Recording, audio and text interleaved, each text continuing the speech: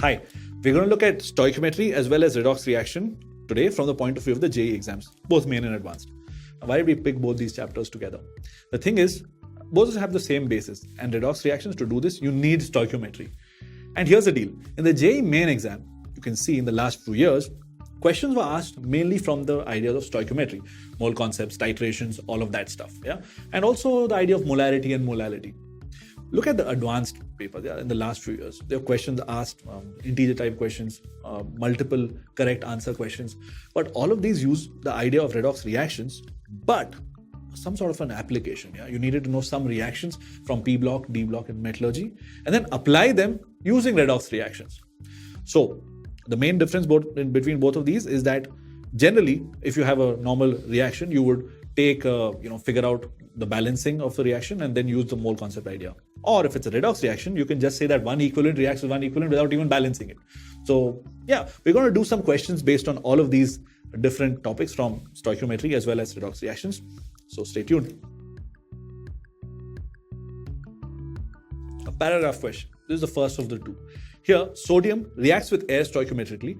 There's a temperature given, it's 180 degrees Celsius, forms a yellow product. And that, when reacted with water, gives us something X, which doesn't give any test with litmus paper. It's interesting, right?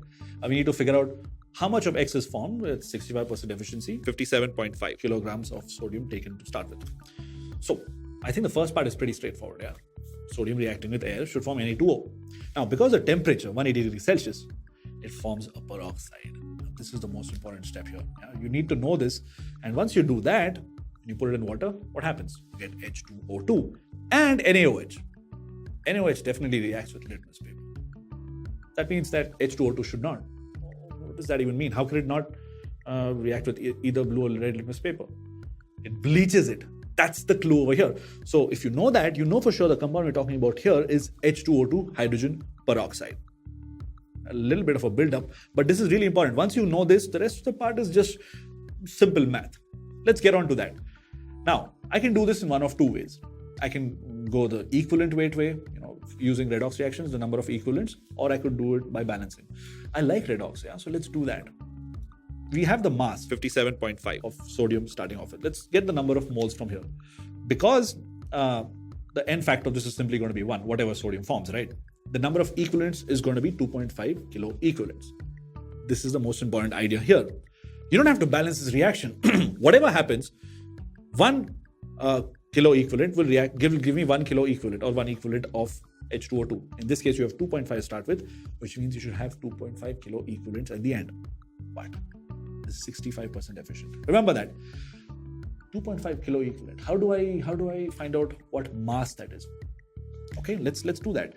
So 1 equivalent to H2O2 is simply going to be the molecular weight of that divided by the n factor. I think you already know the n factor of H2O2, but be careful. It could be different than what you think. So let's do this slowly, step by step. In this reaction, let's find out the n factor. This may confuse you a little bit because there are two reactions here, right? One is Na reacting with O2, gives me NO2O2, completely. The other one is Na2O2 reacting with water, gives me H2O2 and NaOH.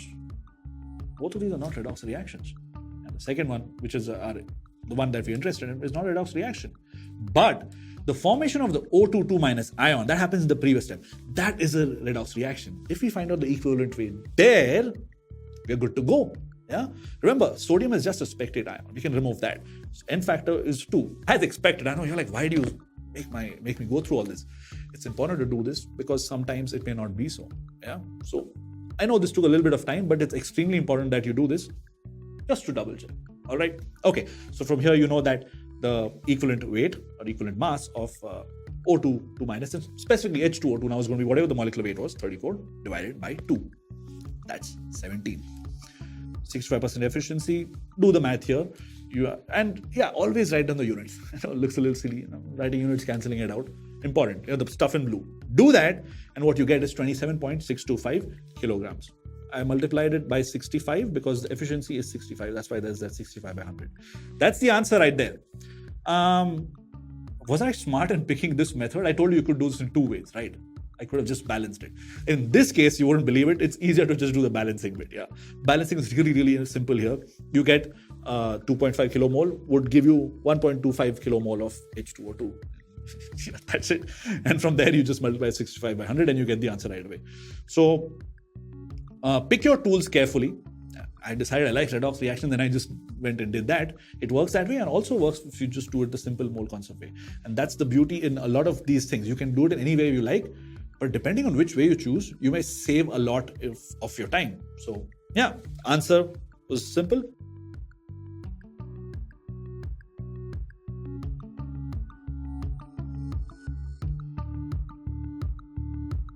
Okay, so this is the second question of the paragraph, right? Here we start with 0.1 normal of X that reacts with, you take 10 ml of that and that reacts with KiO4, 2.29 ml. You need to figure out what is the normality of KiO4 and the volume of O2 released. So this is linked, yeah. You need to know what X is to even begin. Now, this is what happens in most JEE advanced questions that have paragraphs. If you solve the first one, the second one becomes really easy. In this case, you have to solve it. Only then you know what X is going to be, right? So yeah, it's peroxide for sure, hydrogen peroxide. And two key ideas here. One, basic redox reaction idea. If you get one equivalent of something, it always reacts with one equivalent of something else and produces one equivalent of whatever other product is there. And you don't have to balance anything. That's like a law that you need to know.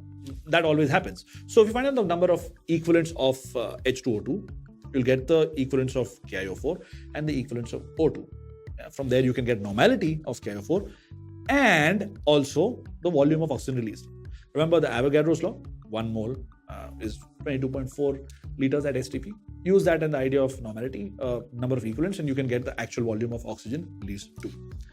So yeah, finally, let's get started. What's the number of equivalents of H2O2 here? 0.1 times 10, just 1 milli-equivalent. Why did I say milli-equivalent? See, the volume is in milliliters, right? So the answer you're going to get is going to be in milli-equivalents and not equivalents. A simple idea, but takes a little bit of practice, so be careful about this. Okay, once you have that, you know that 1 milli-equivalent of oxygen is going to get formed. There you go. But what is the end factor of oxygen? You also need to know that, right? To be able to convert it back into Avogadro law idea. So check out the equation which helps you figure out the end factor of oxygen. Yeah? Peroxide gives you oxygen. There's a 2-electron transfer system. O2 2 minus becomes O2. So oxygen state goes from -1 to 0. And there's 2 atoms of oxygen, so 2-electron transfer. So now you know that the number of moles of oxygen. How are you going to figure that out? Well, it's going to be the number of equivalents divided by N factor. How do I know it's this relation and not the other way around? I know a lot of students find this to be a little bit confusing. Remember this. This is a cheap trick. In the alphabet, N always comes after M. So normality is greater than molarity. I know it's best to do things, derivation wise and all that. But in the exam, if you need a quick trick, that's the best way to remember it. So, all right. So the number of moles is simply going to be number of milliequivalents divided by the N factor. Now, in this case, that's 2. Just simply half millimole of oxygen. 1 mole, 22.4 liters, half millimole, 11.2 ml, not liters, ml. Once you have that, look at the options. Answer is definitely A. That's the only one that has that, right? Let's go ahead and solve it completely though. What happens with KiO4? This is also a simple thing. Yeah. The normality of KiO4 is simply going to be the total number of equivalents of that in 1 liter of solution. That's the same as the number of milli-equivalents in the number of, the milliliters, right? So number of milli-equivalents is going to be 1. You know already the volume of the thing, right? It's 2.29 of solution 2.29 ml of the solution that was required. So it's 1 by 2.29. That's approximately 0.4 something. Yeah? So it's 0.44 specifically. Matches up again with option A, and that's your answer right there.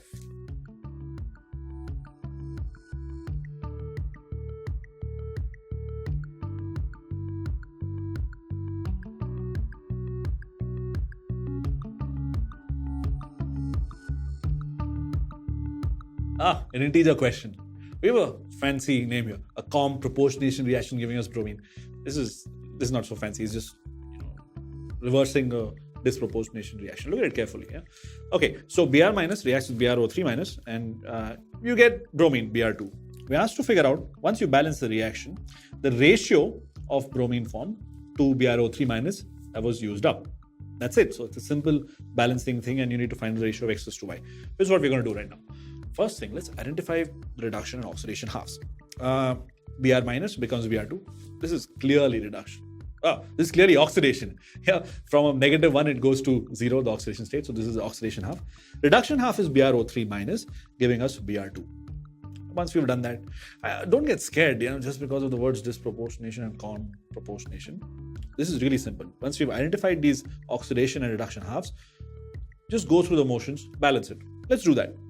Oxidation half, let's look at that first. Br minus becomes Br2. Oxidation state changes, you see that in blue, from -1 to 0. So it's not 1 electron transfer, it's 2. Why is that? Because Br2 is formed, right?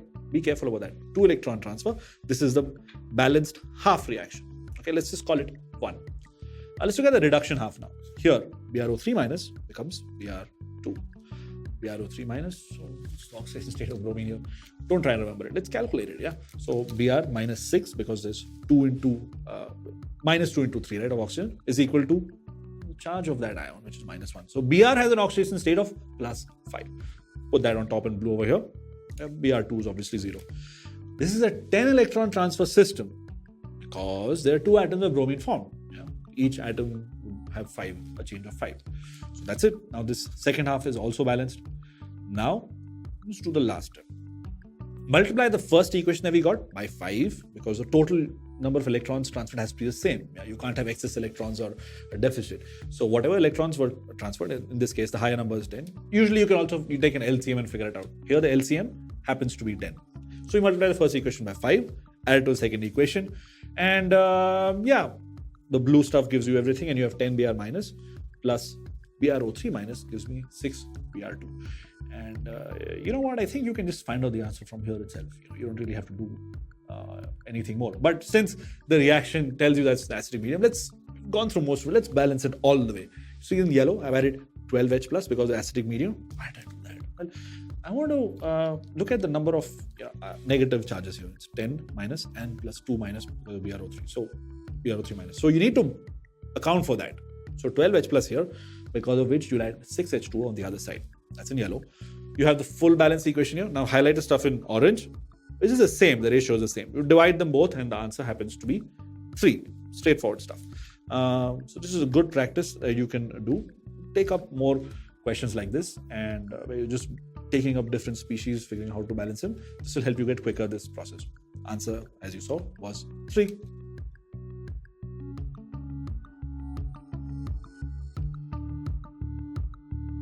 Alright, in this question, we have some species reacting and some products are formed. This is a redox reaction. We asked to find out the equivalent weight of 2 of the species, Na2CrO4 and KNO2. Add them up and that's what your answer is going to be. Now, this may seem a little complicated, right? Because you have Cr2O3 over here and you have another species, Na2CO3 and KNO3. So there's 3 things and there's some products. Usually something reduces, something oxidizes. Now there are 3 things here. So how do you figure this out? Let's do this step by step. First, figure out the spectator ions. But before that, let's find out the molecular weight of the 2 species. You're supposed to find the equivalent weights of and add them up.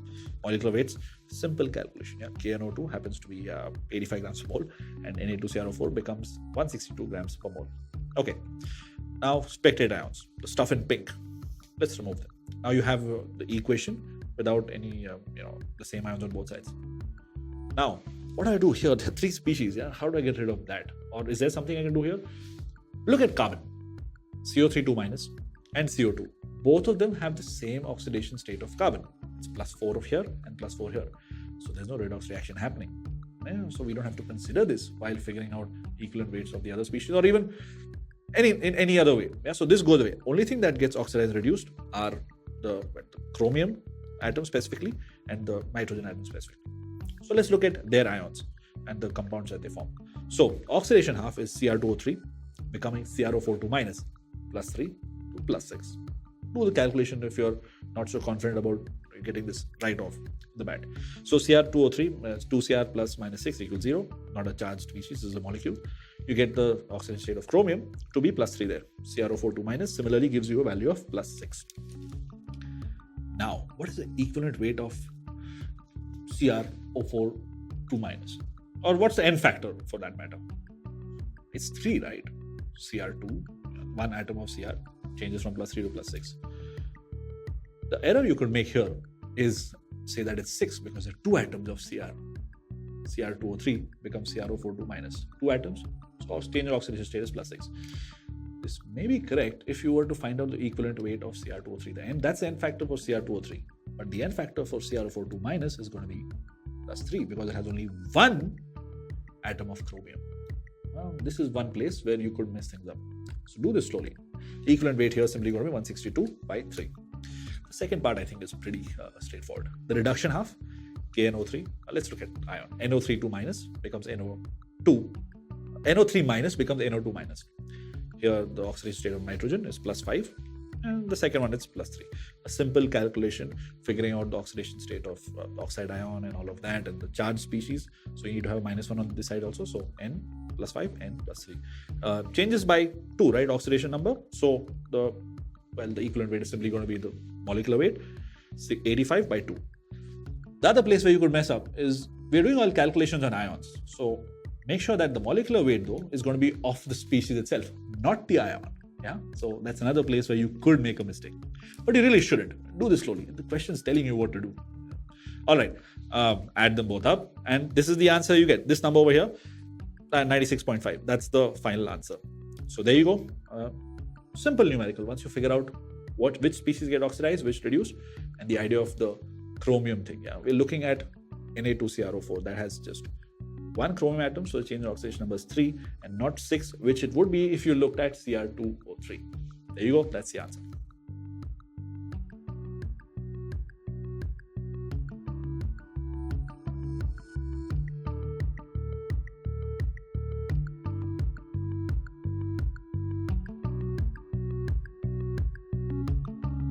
Okay, a question that can have more than one correct answer. You start with 0.1 mole of MnO4- ion, the solution, and you need to figure out which of these options does it completely oxidize.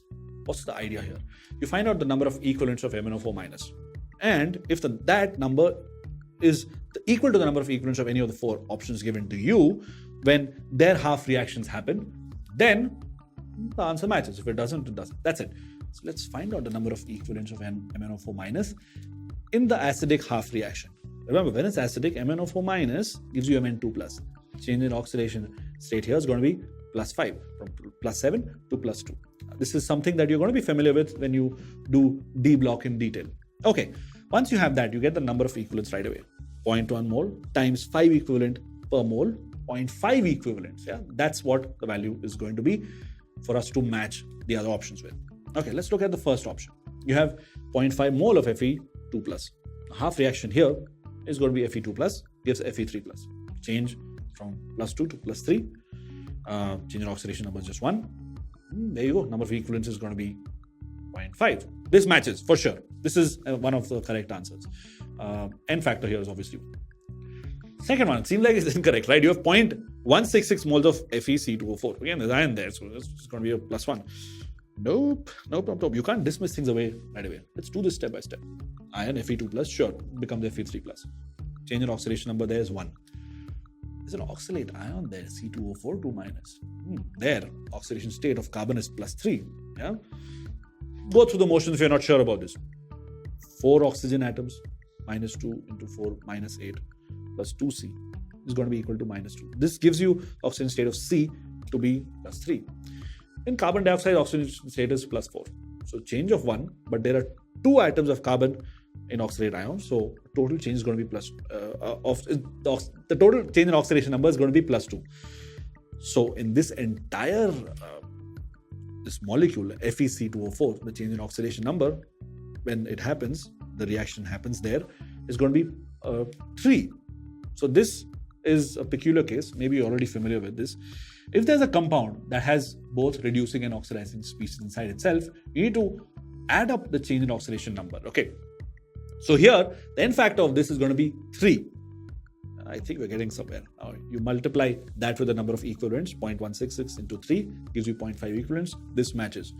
Again, the number of equivalents is going to be the N factor into molarity into the number of moles, because remember, N comes after M in the alphabetical order. So N is going to be greater than M. Number of equivalents is going to be greater than the number of moles. Yeah, bit of a revising element there. Okay, option C, 0.25 mole of C2O4 2-. We already did the calculation for oxalate ion. The examiner is trying to help us here. C2O4 2- goes from +3 to +4. 2 of that, so there's a change of the N factor is 2.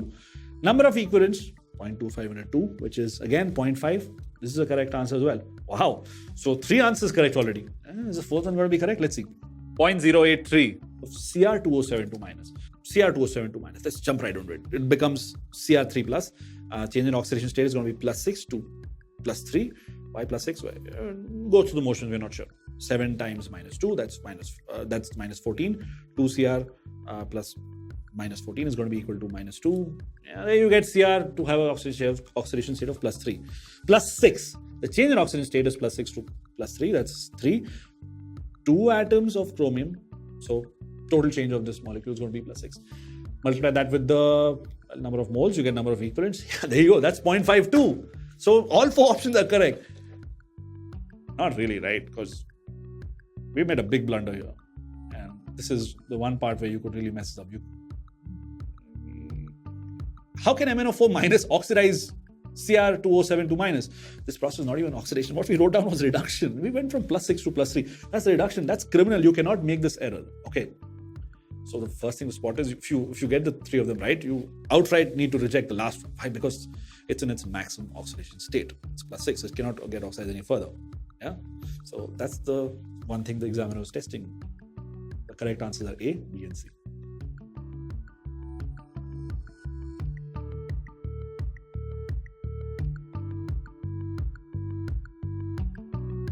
All right, in this question, you have 3 reactions. Yeah, some things are highlighted. P, Q, R, and S. We need to match that with the molarity and normality values over here. You have 1, 2, 3, and 4. What do we do here? What's asked of us? Simple thing. You have the volumes of the reactants. You have the molarity as well. All of them are 1 molar to begin with. Volumes are kind of different, which means that the idea of limiting reagent will come into the picture. That's about it. It's a very straightforward thing from there. Let's start with the first one. P. What happens here? You have 20 ml of HCl, 1 molar, reacting with 30 ml of NaOH, again 1 molar. NaCl and water are formed. Limiting reagent here is going to be the smaller one. Yeah, this is a simple balanced reaction already. Limiting reagent means 20 ml gets used up. We are concerned with moles here. So let's convert the 20 ml into moles. Yeah, so 20 ml multiplied with 1 molar solution, which means 20 millimoles get used up. 20 millimoles of NaCl are formed. Why do I need this? Remember, options have molarity and normality in them. To get either of them, we need the idea of moles or number of equivalents, right? So 20 millimoles divided by total volume of solution is going to be the same, right? 20 and 30 mixing up, so 30. So 50 ml. The total volume, this is how you calculate it. It doesn't matter how much reacts. The volume is going to be of the solution itself. That's 50 ml. Be careful there. So 20 millimoles divided by 50 is 2 by 5. So P definitely matches with 2. And the molarity is going to be equal to the normality. That's why. Let's go on to Q and R. Both of them are in the same reaction. So let's analyze the reaction first. We'll figure out what Q and R are. Don't worry about that. Let's analyze the reaction.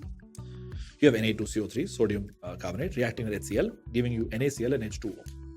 Now, you could mess this up a little bit. You need to realize that this is not a balanced reaction. Okay, unless you balance it or realize that, well, Na2CO3 is, in fact, here is 2.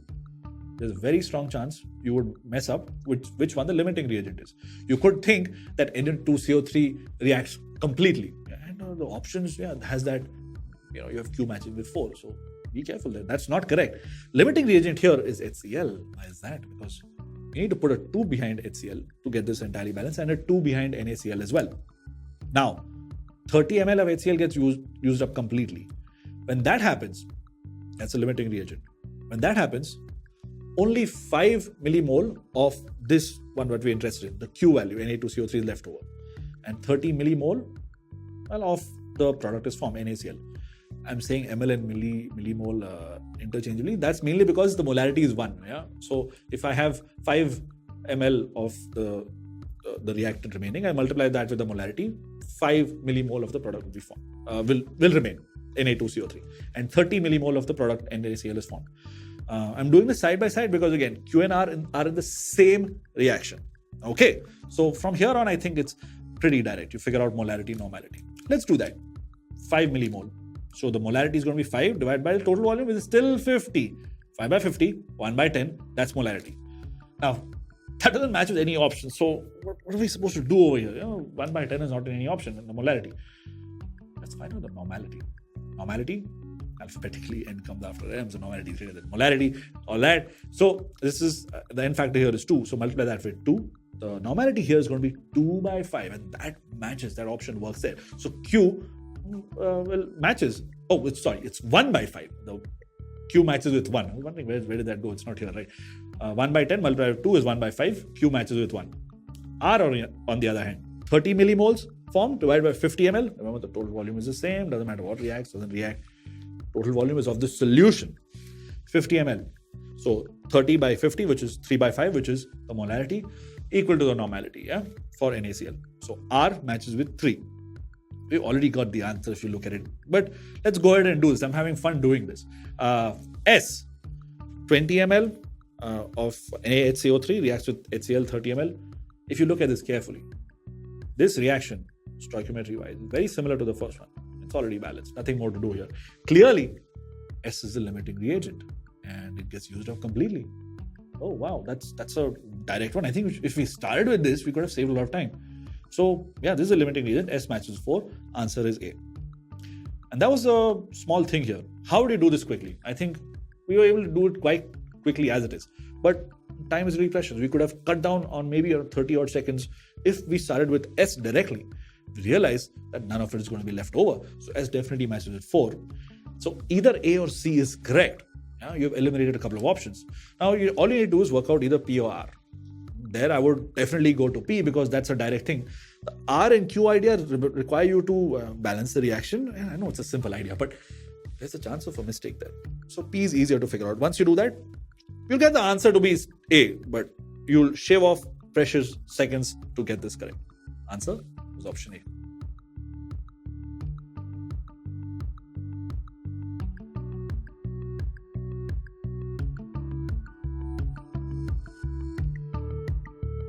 Here's another question that you need to put a number as an answer to. You have acetylene, gets burnt completely, and there's a stoichiometric ratio of air that's provided to it. Now we need to figure out at the end of this reaction, how much gaseous, what's the volume of the gases at the end of this reaction? It's given to you that in fresh air, there's 20% V by V oxygen. Yeah, that's it. So let's do this. Let's see what we need to do here. First thing, you have acetylene reacting with oxygen. So we need to kind of balance that to figure out for every mole of acetylene, how many moles of oxygen are required.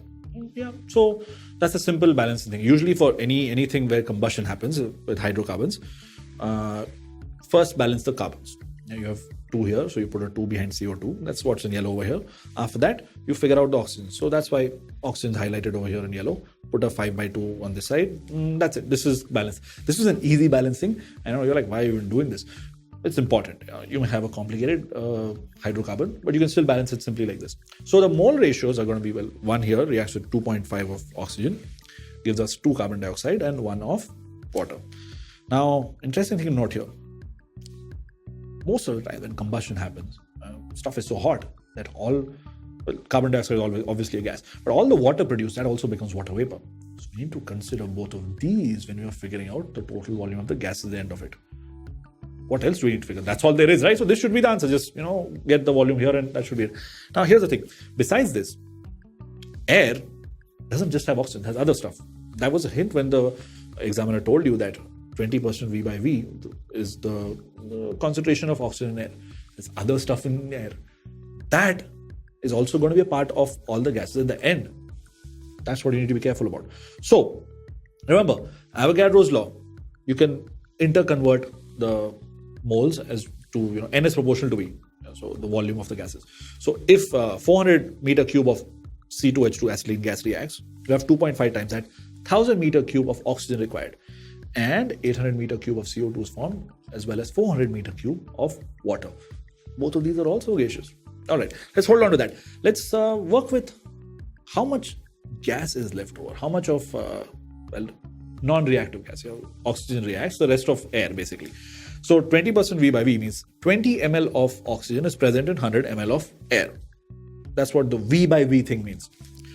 So the extra air remaining per 100 ml of air that came in is 80 ml, right? If the 20 ml of oxygen completely burns, which means that 1000 meter cube, I start with that much oxygen. So how much is left over air is they're going to be 1000 meter cube oxygen multiplied with 80 ml of leftover divided by 20 ml of oxygen. I know this seems weird, but units are extremely important. And we're just doing this so that we don't mess it up. If you're quick and you can do it in your mind, sure, go ahead, do that. So anyway, you get a multiplication factor of 4 into 1000. So that's 4000 meter cube of air that's unreacted. That's what you're putting in, yeah, for this reaction to happen stoichiometrically. This plus the amount of carbon dioxide and water will give you the total volume of the gases. So let's add that up. 4000 plus 800 plus 400, that's 5200 meter cube, which is your answer. So your answer is 5200. I think the only place you could mess this up, a couple of places, because this is the answer which you need to put a number in. Yeah? You could put the answer as only 4000 or only as 1200, right? Which is the volume of the gases, carbon dioxide and water.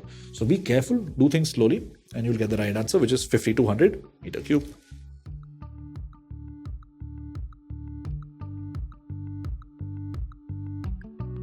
For more videos and live lectures on the JEE, click on the subscribe button now.